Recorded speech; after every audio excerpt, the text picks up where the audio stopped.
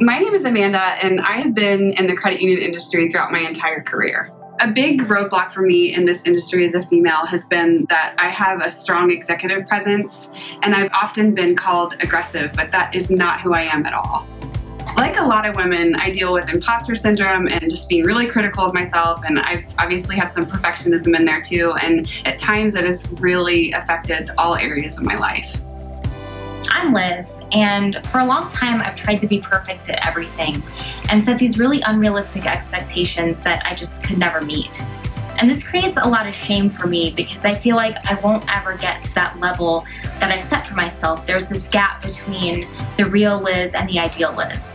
And so they say the mark of a true leader is the ability to have tough conversations, and this shame really created for me an inability to have those tough conversations and to get to the really hard stuff that sometimes makes our work worthwhile. I started this podcast with Amanda because I want to share with others what I have learned. I've held myself back because of my own fears for my entire life, and I just want to use my experiences to help women of all ages in the credit union industry. Together, we want to foster a tribe of women to help them be better leaders, happier in their lives, and be the best versions of themselves.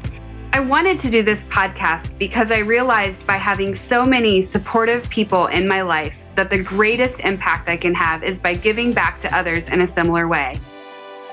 I vividly remember working by myself in my own department for most of my 11 years in credit unions, wishing I could have a resource like what the InspHEration Podcast provides its listeners. Credit unions are such amazing organizations because of their supportive, collaborative, cooperative nature, and this show is in line with that same philosophy. What I want people to take away from our podcast is that life is a self-fulfilling prophecy. You truly are what you think and believe about yourself.